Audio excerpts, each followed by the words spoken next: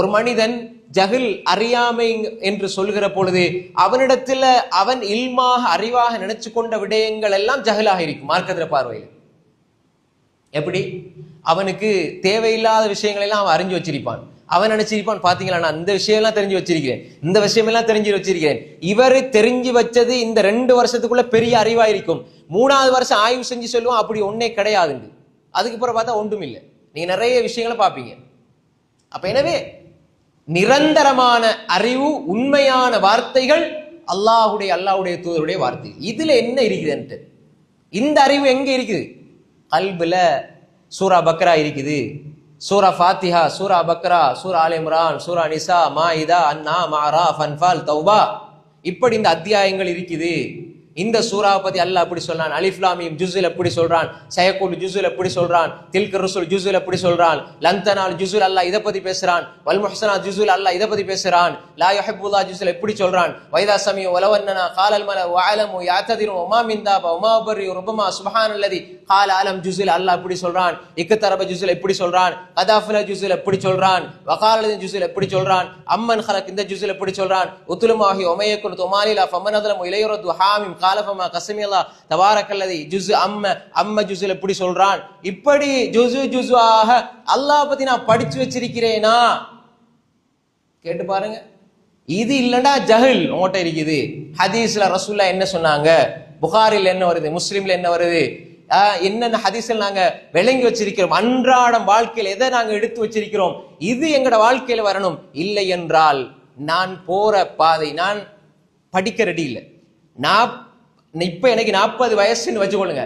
20 வயசுல என்கிட்ட என்ன அறிவு நான் படிச்சேனோ மார்க்கம் சம்பந்தமா, குர்ஆன் மதரசாவில் 8, 9, 10 வயசுல எதை படிச்சேனோ அதே அறிவு தான் இன்றும் என்னிடம் இருக்கிறதுண்டா. இந்த 20 வருஷம் உலகத்துல எதையெல்லாம் படிச்ச நான், அல்லாஹ் பத்தி நான் இன்னும் படிக்க இல்லையே. ரப் யார், அவனுடைய பண்புகள் என்ன, பெயர்கள் என்ன, அவனுடைய வல்லமைகள் என்ன, ஆற்றல் என்ன, அல்லாஹ்வுடைய தூதர் யார், அவருடைய குணங்கள் என்ன, அவருடைய வாழ்க்கை என்ன, சுன்னா என்ன, படிக்கணும் சகோதரர்களே. இது இல்லைண்டா நாங்க அழிவினுடைய ஆரம்ப நிலையில் இருக்கிறோம். இது முதலாவது ஜஹல்.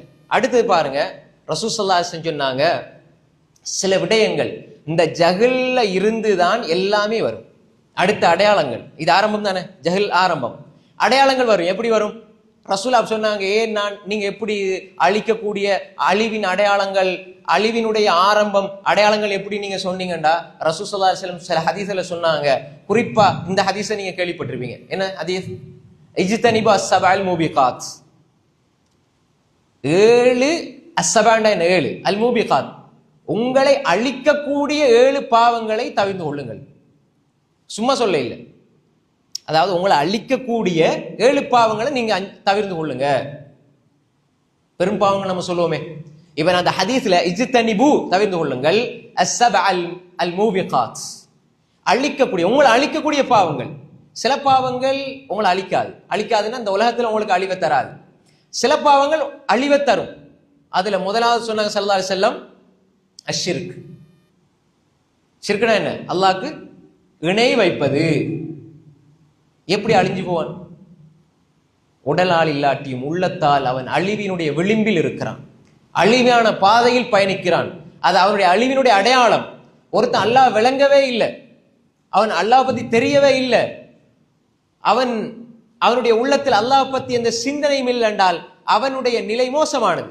ஒரு மனிதன் அல்லாஹ் அறிகிறான், விளங்குறான், பின்பும் அவன் சிறுக்கு இணை வைக்கிறான் என்று சொன்னான்.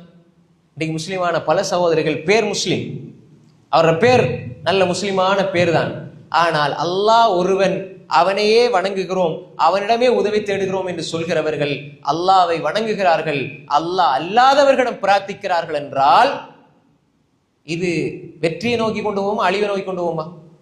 அழிவை நோக்கி கொண்டு போவோம். ரசூலுல்லாஹ் சொன்னாங்க, அஷ்ஷிர்க் இணை வைப்பு அது உங்களை அழித்து விடும் சொன்னாங்க. இன்ன ஷிர்க லதுல்முன் அதீம், இணை வைப்பு என்பது மகத்தான் அநியாயம், மிகப்பெரிய அநியாயம். ஒரு மனிதன் செய்கிற அநியாயங்கள்ல மிகப்பெரிய அநியாயம் என்ன? ஷிர்க், இணை வைப்பு. ஒரு தாய்க்கு, தந்தைக்கு, ஒரு பெற்றோர் பிள்ளைகள் செய்கிற விஷயங்கள் அவங்களோட பாசம் நேசம் எல்லாம் நெருக்கமா இருக்கும். தாய் தந்தையை பத்தி இல்லாத ஒன்றை சொன்னா கொதித்தெலும்புவான். ஆனால் அதே தாய் தந்தைக்கும் தன்னை பத்தி இல்லாத சொன்னால், யாராவது ஒரு பிள்ளைய தந்தையோட இணைச்சால், இல்லாத ஒன்று இணைச்சா எப்படி இருக்கும்? ஆனா இன்று மனிதன் அல்லாஹுடைய அவனுடைய சக்தி, அவனுடைய வல்லமை, அவனுடைய ஆற்றல், குதரத், அவனுடைய தகுதிக்கு மீறி அவன் இணைக்க ஆரம்பித்து விடுகிறான். அல்லது அவனுடைய வல்லமை இன்னொரு ஆள் கொடுத்து விடுகிறான். அவனுக்கு பிள்ளைகளை சாட்டி விடுகிறான். அவனிடம் கேட்காமல் அவன் படைச்ச மனிதர்களிடம் கேட்கிறான். எவ்வளவு பெரிய அநியாயம் இது! அன்புக்குரிய சகோதரர்களே, இன்ன ஷிர்க லதுல்முன் அதீம், மகத்தான அநியாயம். அப்ப எனவே இது ஒரு மனிதனை அழிக்கிற அடையாளத்துல ஒன்றுதான் ஷிர்க், இணை வைப்பு. அது எந்த வடிவத்திலும் வரக்கூடாது. யா புனை லா துஷ்ரிக் பில்லாஹ் இன்ன ஷிர்க லதுல்முன் அதீம். லுக்மான் சொன்னார் அலைஹிஸ்ஸலாம் தன்னுடைய மகனுக்கு, மகனை நீ இணை வைத்து விடாதே. பேச ஆரம்பிக்கிற புரிந்து கொள்கிற வயது வருகிற பொழுது, யா புனை, என் அருமை மகனே, சின்ன மகனே, அன்பு மகனே என்று முதலாவது சொல்லிக் கொடுத்த வார்த்தை லா துஷ்ரிக் பில்லாஹ், அல்லாஹ் இணை வச்சிராத. அது மிகப்பெரிய அநியாயம். அதீம், இன்ன ஷிர்க லதுல்முன் அதீம், மகத்தான் அநியாயம். எனவே அன்புக்குரிய சகோதரர்களே, இணை வைப்புக்குள்ள நாங்க தெரியாமலும் போயிடக்கூடாது, தெரிஞ்சும் போயிடக்கூடாது. அதை நாங்க விளங்கி கொண்டால் அதுக்குள்ள போகவே மாட்டோம். அல்லாஹ்வை சரியா விளங்கினா ஒரு மனிதன் எப்படி சிறுக்குள்ள போவான்? அல்லாஹ் விளங்காதவன் போறான், அல்லாஹ் அறகுறையா தெரிஞ்சவன் போறான். ஏன்? அவன் சிந்தனைகள்லாம் கதைகளோடும், அவன் சிந்தனைகள்லாம் கட்டுக்கதைகளோடும், மனிதர்களோடும், மனிதர்களை புனிதப்படுத்துவதோடும் இருக்கிறது. நாங்க புனிதப்படுத்துறது என்ன? அல்லாஹ்வுடைய தூதர், குர்ஆன், சுன்னா. அப்ப எனவே இங்குதான் ஒரு மனிதன் அழிவை நோக்கி போகிறான். அதே மாதிரி ரசூலுல்லாஹ் என்ன சொன்னாங்க? அஸ்ஸஹர், சூனியம். சூனியம் என்று ஒன்று இருக்கிறதா? இருக்கிறது. அல்லாஹ் நாடினால் அதற்கு தாக்கம் உண்டு, அல்லாஹ் நாடினால் தாக்கம் இல்லை. இதுதான் ரசூல் ஸல்லல்லாஹு அலைஹி வஸல்லம் எங்களுக்கு காட்டி தந்தது, சஹாபாக்கள் சொல்லி தந்த நம்பிக்கை. அதே மாதிரி தான் தாபியங்கள், தாபியங்கள் இன்று வரை உள்ள எல்லோரும் சொல்லி தந்தது. அல்லாஹ் குர்ஆனில் பல இடங்களில் சிஹர் சிஹர் சிஹர் என்று பயன்படுத்துகிறான். அவர்கள் யுஅல்லிமூன அன்னாஸ சிஹர், சிஹரை படித்து கொடுத்தார்கள். சிஹர் என்று ஒன்று இருக்கிறது, அல்லாஹ் நாடினால் தாக்கம் ஏற்படும். இதுல எந்த அஹ்லு சுன்னாவுடைய அறிஞர்களும் மாற்று கருத்து சொல்லவில்லை. குர்ஆன்ல சிஹர் இருக்கிறது, சிஹரை பற்றி வந்திருக்குது, அல்லாஹ் தெளிவா சொல்றான். அல்லாஹ் நாடினால் தாக்கம் ஏற்படும், அல்லாஹ் நாடினால் தாக்கம் ஏற்படாது. அல்லாஹ்வோட சம்பந்தப்பட்டது எல்லாமே அப்படிதான். ஆனால் இருக்குது.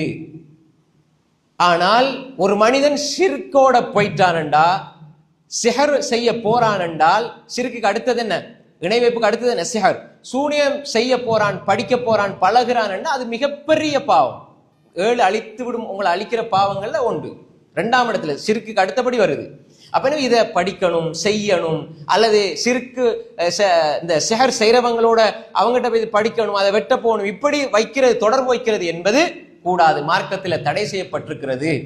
அப்ப நாம என்ன விளங்கிக் கொள்ளணும்னா, இப்ப ரசூல் ஸல்லல்லாஹு அலைஹி வஸல்லம் சிஹர் என்று சூனியம் என்றே ஒன்று இல்லைண்டா ரசூலா நீங்க தவிர்த்து கொள்ளுங்கன்னு ஏன் சொல்லணும்? இருக்குது, பொய் ஒன்று இருக்குது, ஷிர்க் ஒன்று இருக்குது. ஆனா அதுக்குன்னு நம்ம செய்யணுமா? ஷிர்க் செய்யணுமா? இல்ல. சிஹர் ஒன்று இருக்குது, செய்யணுமா? கூடாது. அதான் ரசூலா தடை செய்யறாங்க. அதை சிஹர் சூனியம் என்று ஒன்று இல்லைண்டா ரசூலா நீங்க அதை சிஹர் செய்யாதீங்கன்னு ஏன் சொல்லணும்? இருக்குது, செய்யாதீங்க, அது பெரும் பாவம், உங்களை அழிச்சிரும்ண்டாங்க. அதனால சூனியம் என்ற ஒன்று இல்ல, அதையே நம்ப கூடாது. நாங்க சூனியம் செய்யறவனையோ மனிதர்களை யாரையும் நம்ப கூடாது. மனிதர்களுக்கு அல்லாஹு தஆலா இப்படியான அல்லாஹ்வுடைய வல்லமை இருந்தால் அல்லாஹ் கொடுப்பான். அல்லாஹ்வுடைய நாட்டப்படி இது நடக்கும். அப்படி இல்லாம மனிதர்களால் எதுவும் செய்ய முடியாது, அல்லாஹ் நாடினால் நடக்கும். இப்ப அது எப்படி? புறச்சாதனம் இல்லாம இப்ப தொட்டு அல்லது ஏதாவது செஞ்சா பாதிப்பு ஏற்படும். திடீரென்று இங்கால இருந்துட்டு அங்கால உள்ளவருக்கு எப்படி செய்யலும் என்றால் அல்லாஹ் நாடினா முடியும். ஏன் நபிமார்கள் தொடாம கையை காட்டுறாங்க, அற்புதங்கள் நடக்குதா இல்லையா? அது நபிமார்கள் தானே. அப்ப அல்லாஹ்வுடைய பண்பை ஒரு குறிப்பிட்ட நபிக்கு குறிப்பிட்ட காலத்துல அல்லாஹ் கொடுப்பான்னு நீங்க சொல்ல வாரீங்களா? யாராவது சொல்லுவாங்களா? அப்படி விளங்குதா ஒரு விஷயம்? நபிமார்களுடைய அற்புதம் என்பது அல்லாஹ் நாடினான் கொடுத்தான். அதுதான் அல்லாஹ் நாடினா யாருக்கும் கொடுப்பான். இப்ப நபிமார்கள் கையை காட்டினாங்க, தொடவே இல்லை, வந்தது. நபிமார்கள் இப்படி செஞ்சாங்க. ஈசா அலைஹிஸ்ஸலாம் பத்தி அல்லாஹ் குர்ஆன்ல சொல்றான், நான் படைப்பேன் அல்லாஹ் குர்ஆன்ல சொல்றானே ஈசா அலைஹிஸ்ஸலாத்துக்கு. அப்ப படைத்தல் என்பது அல்லாஹ்க்குரியது. எனவே அல்லாஹ் ஈசா அலைஹிஸ்ஸலாம் தற்காலிகமா கொடுத்தானா? இல்ல. அப்ப புறச்சாதனம் இல்லாம வெளியில இங்க இருந்துட்டு ஒரு ஆள் செய்யறது எப்படி தாக்கம் விளைவிக்கும், எனவே அல்லாஹ்வுடைய வல்லமையை மனிதனுக்கு எப்படி கொடுப்பது, எனவே சீர நம்புறது ஷிர்க் என்று சொன்னால் எவ்வளவு பெரிய முட்டாள்தனம். அப்ப நபிமார்கள் அது மோஜிசாண்டா, அப்ப அல்லாஹ் கொடுத்திருக்கிறான், மோஜிசா அல்லாஹ் கொடுத்திருக்கிறான். அதே மோஜிசா மனிதனுக்கு அல்லாஹ் கொடுத்திருக்கிறான், நபிமார்களுக்கு அல்லாஹ் கொடுத்திருக்கிறான். ஏன் தஜ்ஜாலுக்கு அல்லாஹ் கொடுப்பானா இல்லையா? தஜ்ஜாலுக்கு அல்லாஹ் கொடுப்பானா இல்லையா? தஜ்ஜாலுக்கு ஏன் நாங்க நம்பித்தானே இருக்கிறோம். தஜ்ஜால் வருவான், அவன் என்ன செய்வான், அவன் எப்படி எல்லாம் உடனே அவன் எல்லாமே எல்லாம் அவன் கையாலைய செய்வான் இல்ல, அவன் புறச்சாதனம் எதுவும் இல்லாம செய்வான். அதையும் தாண்டி சைத்தான் எங்களை வழிகெடுத்தான். சைத்தான் வழிகெடுத்து நாங்க எங்கேயா கண்ணால கண்டோமா? மனசுல கோளாறாகி சரியான டென்ஷன் ஆகி பிரச்சனை ஆகி சைத்தான் தான் வழி எடுக்கிறான். சைத்தானோட மனசுக்குள்ள போனான்னு நீங்க எப்படி கண்டீங்க, எப்படி உணர்ந்தீங்க? கையால புடிச்சு பாத்தீங்களா? தோலை வந்து தொட்டானா அல்லது மூக்கால நுகர்ந்தீங்களா, கண்ணால பாத்தீங்களா, காதால கேட்டீங்களா? எதை வச்சு சொல்றீங்க? சைத்தான் உங்களுக்கு உள்ள இருக்கிறது எப்படி நீங்க உணர்ந்து கொண்டீங்க? அல்லாஹ் கொடுத்த அந்த சக்தியை.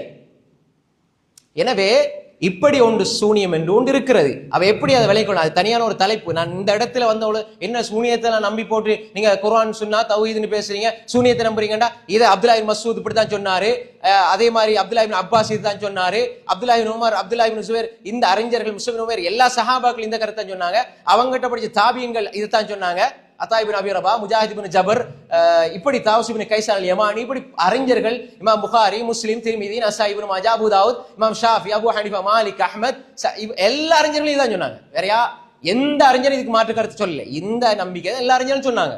அப்ப எனவே இது ஒரு மனிதன் ரைட் இப்படியெல்லாம் ஒரு ரசூலை எச்சரித்த பின்னால் உலக வரலாற்றுல எந்த அறிஞர்களும் இப்படி அது டோட்டலா இல்ல அல்ல இது ஒரு கண்கட்டி வித்தை அப்படின்னு ஏதாவது ஒரு கருத்தை சொல்லல.